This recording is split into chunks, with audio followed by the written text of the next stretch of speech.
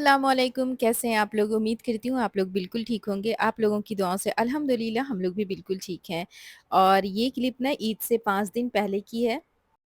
तो इस टाइम पे हम लोग आए थे बच्चों के लिए कपड़ा लेने के लिए। तो यहाँ पे मैं अपने बच्चों के लिए पैंट डिसाइड कर रही थी, साथ में टी-शर्ट भी ले रही थी। और हर साल मैं क्या करती हूँ कि रमज़ान शरीफ जब स्टार्ट होने वाला रहता है, उससे पहले ही बच्चों की जो शॉपिंग होती है वो कर लेती हूँ। मतलब जो भी कपड़े, जूते जो कुछ भी लेना रहता है वो पहले ले लेती हूँ।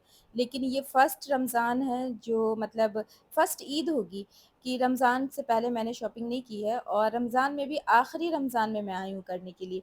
क्योंकि बीच में ना आने का मन ही नहीं कर रहा था, और धूप जो है वो बहुत ज़्यादा तेज़ हो गई थी, तो निकलने का मन नहीं कर रहा था। ख़ैर देखिए, यहाँ पे बच्चों की जो कपड़े लेने थे वो मैंने ले लिया है, और ये मैं कुछ अपने लिए सूट पीस देख रही थी। और यहाँ पे कपड़ों का जो कलर था वो बहुत अच्छा था, और जो वर्क था वो भी बहुत अच्छा था। हल्के वर्क में था लेकिन बहुत अच्छा था।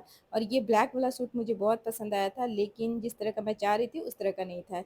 और जितने भी सूट पीस दिखाए सबके कलर बहुत अच्छे थे, और सब रिज़नेबल प्राइस पे था, कोई भी बहुत ज़्यादा हेवी अमाउंट का नहीं था। और ये वाला जो ग्रीन है, पैरोट ग्रीन, ये मुझे बहुत ज़्यादा पसंद आया था, और इसका जो वर्क था वो भी बहुत पसंद आया। ख़ैर यहाँ से भी जो कुछ लेना था वो हम लोगों ने ले लिया है, और ये देखें रोड किनारे ना फूल की शॉप थी। एनीवेज़ अब हम लोग जा रहे हैं घर, और रास्ते में मुझे दिखा ये बहुत सारा रूई का पेड़, जो कि मेरे शहर में बहुत ज़्यादा है। मतलब जिस गली में आप जाएँ ना, 1-2 पेड़ आपको दिख ही जाता है, और ये दूर से ना बहुत खूबसूरत लग रहा था दिखने पे। इस पेड़ की ख़ासियत ये होती है कि इसके अंदर पत्ते बिल्कुल नहीं होते हैं, सिर्फ़ फूल ही फूल होते हैं। अच्छा, ये ईद से 1 दिन पहले की क्लिप है। आज मेरे हस्बैंड आए हैं, और मेरे बच्चों ने उनसे कुछ डिमांड की थी लाने की, तो वो ये लेकर के आए हैं।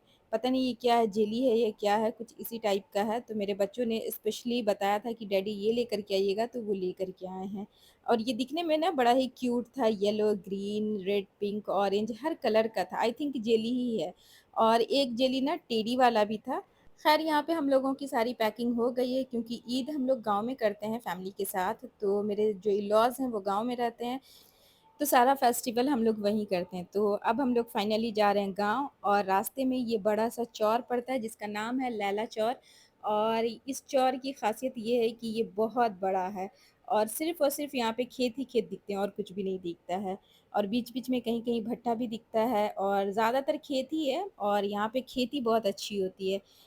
तो फाइनली हम लोग घर आ गए हैं, और घर आने के साथ ही कल ईद है, इस वजह से ना बहुत सारे काम हैं, तो जो छोटे-मोटे काम हैं वो मैं आज ही निपटा लूँगी।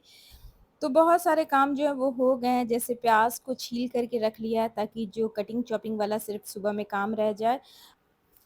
और आज ही मैंने ढेर सारी प्याज़ को ब्राउन करके रख लिया, तकरीबन 2 केजी प्याज़ को मैंने ब्राउन कर लिया है, ताकि कल जो भी चीज़ मैं बनाऊँ तो फटाफट बन जाए। गाँव में क्या होता है ना कि सारे लोग सुबह 4 बजे उठ जाते हैं ईद के दिन, और उठने के साथ सारे लोग फ्रेश होते हैं, उसके बाद सारे लोग उसी टाइम पे जो भी खाना बनाना है वो बन जाता है। यानी 5-6 बजे तक, मैक्सिमम 6 बजे तक सारे घर में खाना बन जाता है। उसके बाद जितने भी मेल मेंबर रहते हैं वो सारे लोग चले जाते हैं ईदगाह नमाज़ के लिए, और जो औरतें रहती हैं उनका जो काम है नहाने का या फिर कुछ और जो घर का बचा हुआ काम है वो निपटा लेती हैं। मतलब जब लोग नमाज़ पढ़ के आते हैं ना, तो घर में कोई भी काम नहीं होना चाहिए, बस आपको सर्विंग का काम रह जाता है, ताकि जितने लोग आ रहे हैं उनको खाना सर्व करके देना रहता है। और ये देखिए मेरे आँगन का व्यू, यहाँ पे बहुत सारे गुलाब लगे हुए हैं, और ये थाई रोज़ है, बहुत प्यारा है। इसका एक बंच भी खिला हुआ है, वो मैं आपको दिखाती हूँ। ये देखें, ये पूरा एक बंच है। अच्छा देखिए, यहाँ पे सारे लोग नमाज़ के लिए गए हुए हैं, और मेरा जो खाना है वो भी ऑलमोस्ट डन हो गया है। थोड़ी-सी चीज़ें अभी बची हुई है बनाने के लिए। तो यहाँ पे मैंने बनाया पुलाव, साथ में बनाया है चिकन, और चिकन को आज मैंने फ्राई करके बनाया, क्योंकि चिकन जो है वो ज़्यादा क्वांटिटी में था, तो उसको फ्राई करके बनाने से क्या होता है कि वो चूर नहीं होता है, और इसका टेस्ट भी अच्छा आता है। साथ ही में मैं यहाँ पे मटन बना रही हूँ, लेकिन अभी ये हुआ नहीं है, इसको थोड़ी देर और पकाना है, तो अभी मैं इसकी भुनाई कर रही हूँ। इसके बाद मैं खाना बना ही रही थी कि सारे लोगों का आना-जाना शुरू हो गया था, और लोगों को ना मीठे के साथ थोड़ा-सा नमकीन भी सर्व करना रहता है, इसलिए मैं यहाँ पे सबके लिए थोड़ा-थोड़ा मटन, थोड़ा चिकन, थोड़ा पुलाव इस तरह से निकाल रही थी।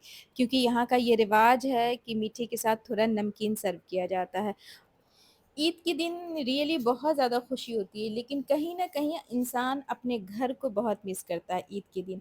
बेशक आपके शौहर का घर ही आपका घर होता है, लेकिन आपका जो मायका होता है उसको इंसान बहुत ज़्यादा मिस करता है।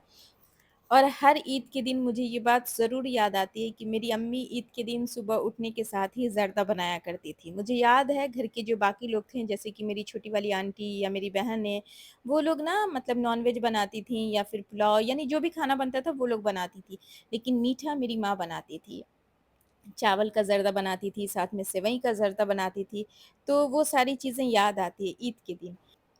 और मेरे यहाँ ना सुबह 4 बजे से खाना बनाने का सिस्टम नहीं था। सुबह में बनता था 6 बजे 7 बजे से मतलब हाथ लगाया जाता था, सारे लोग किचन में जाते थे, उसके बाद खाना बनना शुरू होता था और तकरीबन समझे तो पूरा दिन निकल जाता था खाना बनने में ही। क्योंकि 11 बजे या 12 बजे खाना डन होता था, उसके बाद लोगों का आना-जाना शुरू हो जाता था। जिन लोगों को दावत रहती थी या फिर जो आस-पड़ोस से लोग आए हैं, उन लोगों का। ख़ैर यहाँ पे मीठे में मैंने ब्रेड रोल बनाया था और ये मेरे भाई हैं, यानी मेरे हस्बैंड के फुफेरे भाई हैं, तो मेरे भी भाई हैं।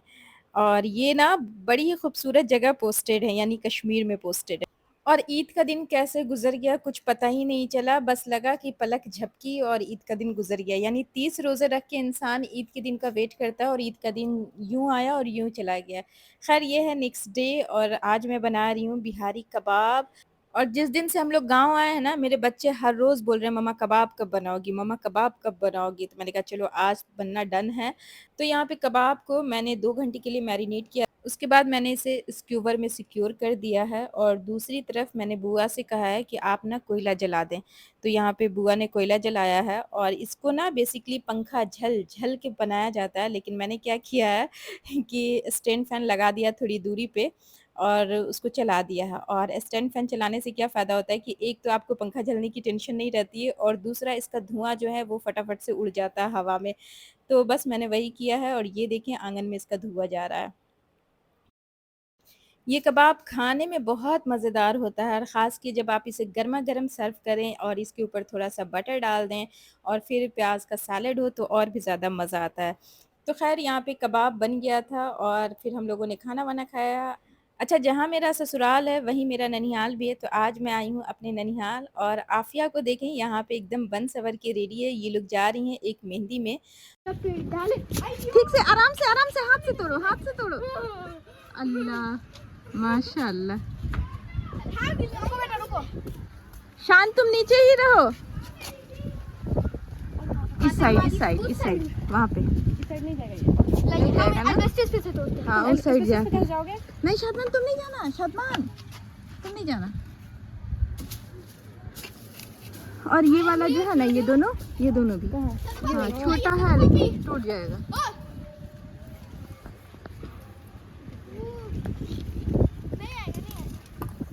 आ गया टूट गया।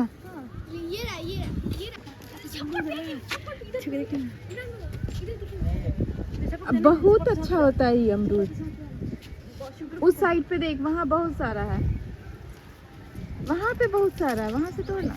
ये वाला हो रहा है। अरे वाह आ गया, फंस गया, निकल गया नीचे।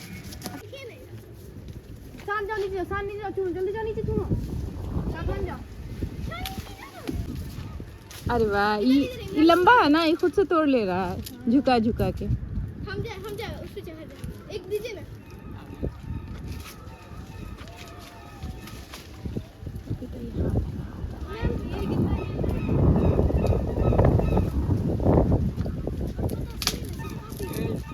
डाल टूट रहा है, डाल मत तोड़।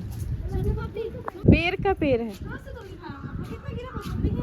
हाँ गिरा हुआ है, दूसरे का है ना।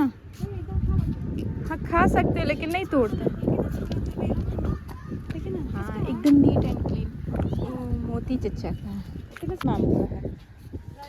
हाँ अब पूरा ना इसका डाल मेरी तरफ आया हुआ, उस साइड से तो हाथ से तोड़ सकते।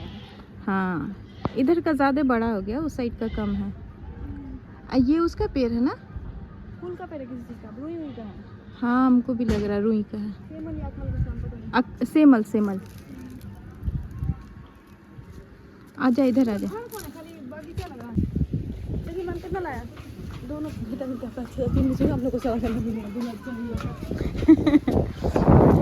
अनार अभी छोटा छोटा है। मंजर लीची का मंजर मोजर। अच्छा मोजर। अब आओगे कैसे तुम लोग यहाँ पे गए पे? अल्लाह,